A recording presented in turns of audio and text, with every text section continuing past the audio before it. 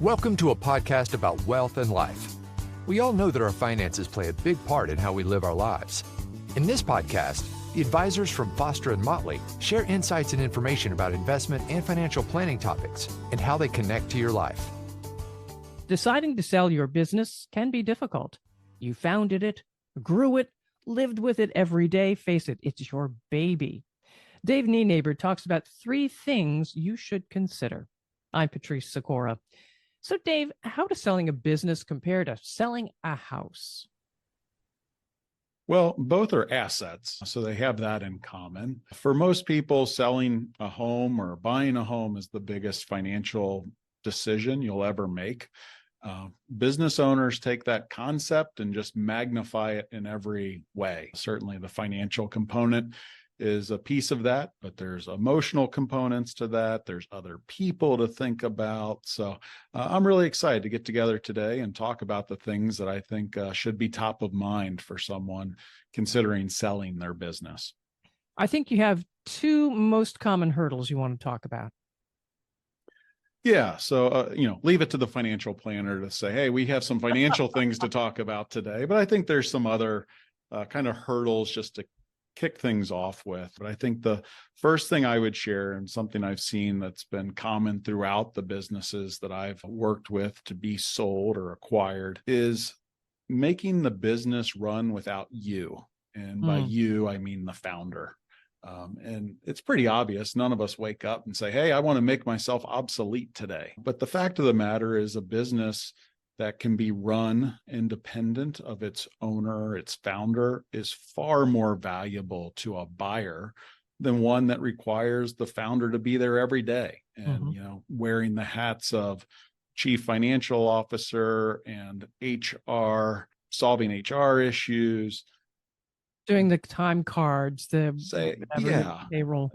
There's 50 different dimensions that go into it. So when I think of a business owner, there's a lot of power in figuring out how to make yourself obsolete in as many areas of those, day-to-day business functions as you can. And the better that you do that, the more valuable the business is going to be to a prospective buyer.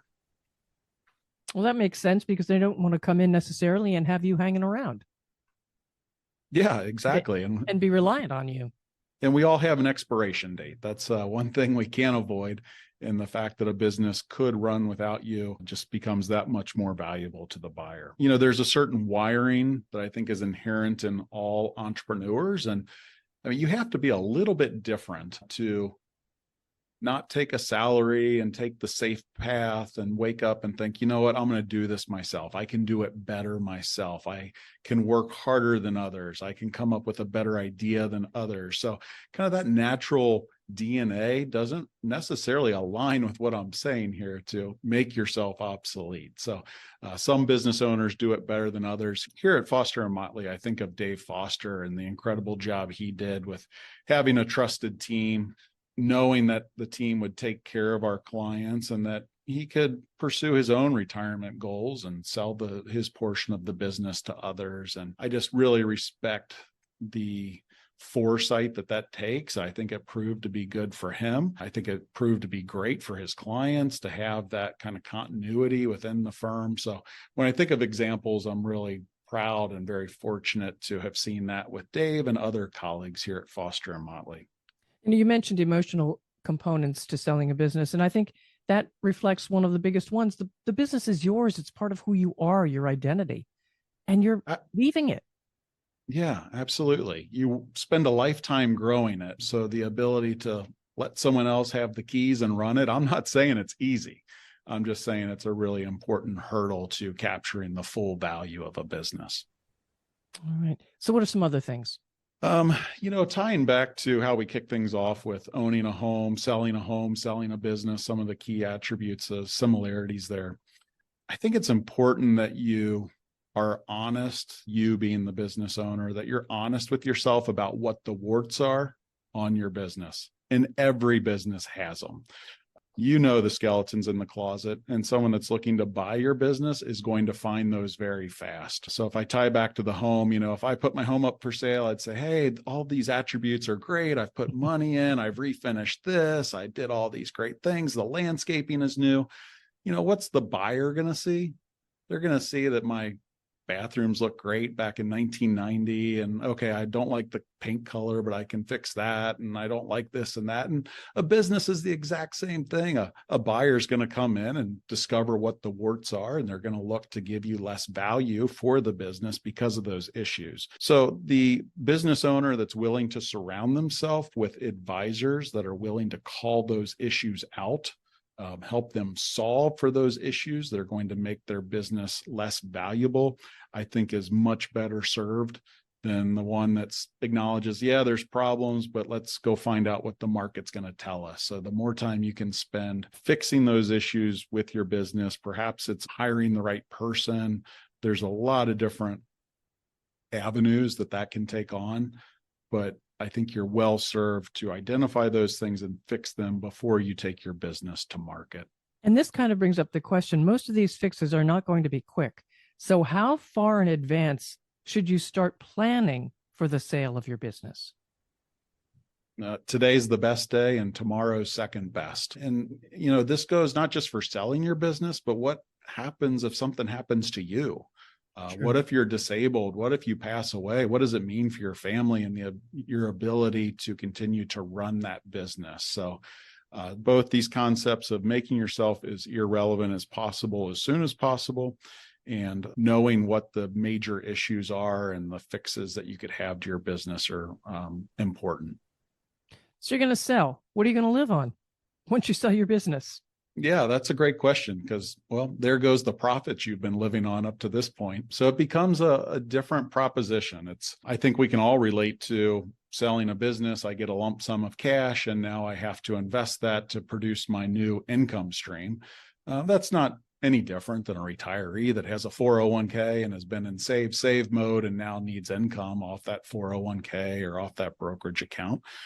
With a business owner, though, it gets a little bit more complex than that. And a lot of that comes down to how are you going to sell the business and what kind of cash flow are you going to receive? We would all love a cash payment up front and we just walk away. Well, what kind of buyer is going to want to pay 100% cash and have you walk away? Earnouts are a very common feature when selling a business that will give you some cash up front, but we need this business to produce the profits that we think it's capable of, and therefore you participate in that risk in the future. Internal succession, that brings up a whole other issue of, are you going to get a bank to lend the buyer the money to in turn pay you, right? And so if you did an internal succession with a 40-year-old who's super sharp and they're going to buy the business from you, they can't typically just go to the bank and get some big multi-million-dollar loan to deliver that cash to you. So it's kind of a long-winded way of just saying there's a lot of different paths to receiving that cash, and seldom is it all up front. So I think it's really important to understand those cash flows and how they align with your financial goals and mapping that out before you sell. Because the hardest conversation is someone comes to Foster and Motley and says, hey, I've got $5 million in my pocket. And you're like, wow, that's a ton of money.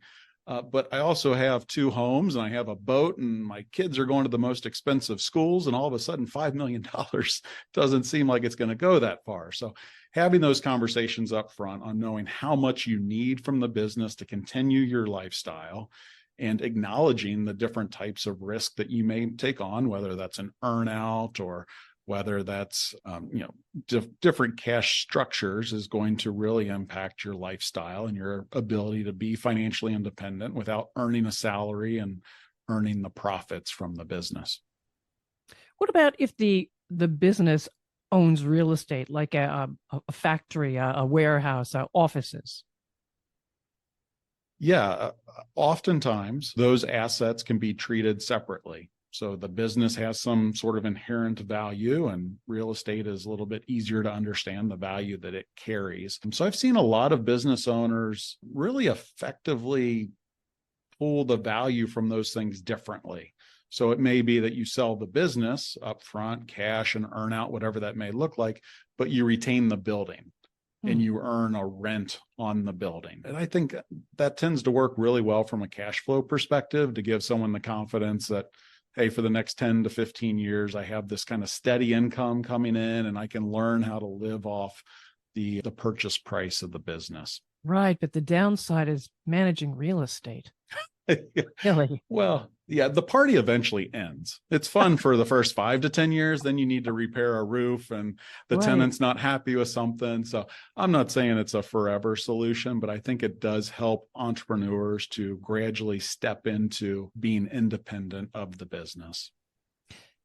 Now you're a business founder, but you've brought in people along the way. You've got stakeholders. What do you do then if they don't want out? One of the difficult parts for a business owner is you have to keep your circle pretty tight. And by that, I mean, you're not telling everyone, hey, we're for sale. Yeah. Because for every business sale that we see, there's 10 that started and didn't get finalized. So typically you have a very small circle of people that know what's going on, that are vetting buyers, that are responding to the due diligence request from the buyers. So frankly, it is oftentimes a gut reaction to what that buyer is going to be like for your employees. It's no secret when you sell a business, the acquiring company could say, hey, we're going to get value because we don't need another accounting office and we don't need more compliance, and all these back office functions primarily that you have could be eliminated. And as a business owner, you don't want to see that happen to your employees. So a key part is just understanding the culture of the buyer and seeking the best, most likely successful cultural fit for you. Or if it is going to involve cutting people, being real with yourself and knowing that that's a real potential issue that's out there. And what about the customers? It doesn't get any easier, Patrice. Employees are tough. Customers, that can be tough too. A lot of times you've worked with these people for decades. You've built the trust. You've developed strong relationships, and going to them and saying, hey, I sold my business, that can be a pretty gut-wrenching experience. Hopefully it's the right buyer, as I said, and the right culture that's going to treat your customers the same way that you treated them. But it's difficult. And like I said, when you have a small group of people, you're never going to know that you have the perfect solution. But I think it is equally, just as it's the buyer interviewing the seller, I think it's equally important that as the seller, you're interviewing that buyer for their culture and being very clear on how they're going to make this work. Is it cutting employees? Is it focusing on different customers, whatever it may be? There was a car dealership, a very large car dealership, not far from where I am located. He sold several, big family of dealerships, sold, ended up coming back and buying it back because the reputation, his name was still on it. The reputation was going downhill for the way the new owner was treating customers and employees. And the old owner came back. Have you seen that? Yeah, I think it's more common than not. I've heard of several instances. We've seen it with clients where that's happened. Yeah, that's a real risk. Hopefully for that auto dealership, they were able to get it back on the ground. And oh, they did. Yeah, they did. Good. Yeah. All right. So, well, that's leading us into, I guess, the emotional decision again. Here, it is a hugely emotional decision. It is your identity. And in this one case, he did not feel that his legacy was being well taken care of. But what about, how do you prepare yourself for this? Or do you? Is it a shock for most people that they have to do this? Or talk to me about that. Yeah. The emotional side of selling a business makes the financial side look like a piece of cake. Yeah. You're going to have to decide how big your circle is. For most folks, that involves your spouse. And what I would hope. So. Hey, you'd be surprised. But it's it goes so far beyond the financial side. It's, to your point, it is your identity. It's what you've known. It's something you've grown. But what are you going to do in your days without that business? It's great to golf. Does that become your job? For some people, it's becomes like almost a job. You're just another person in the golf group. You're no longer the boss. So you have to come to grips with the fact that you're not going to be the boss. I've seen a lot of spouses say they have an extra boss in the household after the business sold that is not a welcomed guest and needs to find something else to do for lunch. So it can be really difficult. And I've seen clients that got some negative feedback from folks, from customers, where they were being treated different. I asked one client, what's the hardest part? Is it missing the day-to-day work, the colleagues that you worked with? And they said it was the negative feedback from some of the customers, that they weren't being treated the same way. And so there's a big time emotional toll that goes into that. So as we wrap this up, Dave, selling a business is a team effort, but why don't you put a bow on it for us?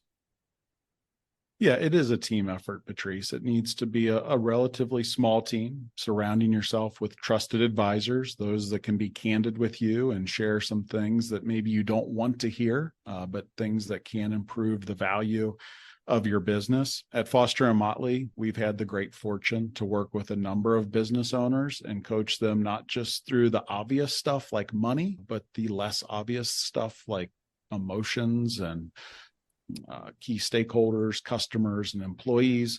And, here at Foster & Motley, I'm a business owner too. And so while no two businesses are alike, I can empathize with clients about the many dimensions that go into operating a successful business. I can learn about running our company better to look to the future so that we're serving our clients for generations to come in the best way possible. So it's an honor to work with business owners, those looking to sell. And I would say if anyone is interested in learning more, we would love to connect. The best place to find out more about Foster & Motley is our website at fosterandmotley.com.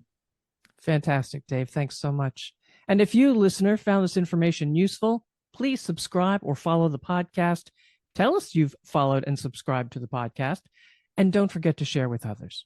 Thanks for being with us. Thank you for listening to Foster & Motley, a podcast about wealth and life. Click the subscribe button below to be notified when new episodes become available. The information discussed and posted represents the views and opinions of the guest and does not necessarily represent the views or opinions of Foster & Motley. The content has been made available for informational and educational purposes only. The content is not intended to be a substitute for professional financial advice. Keep in mind that rules and regulations are subject to change.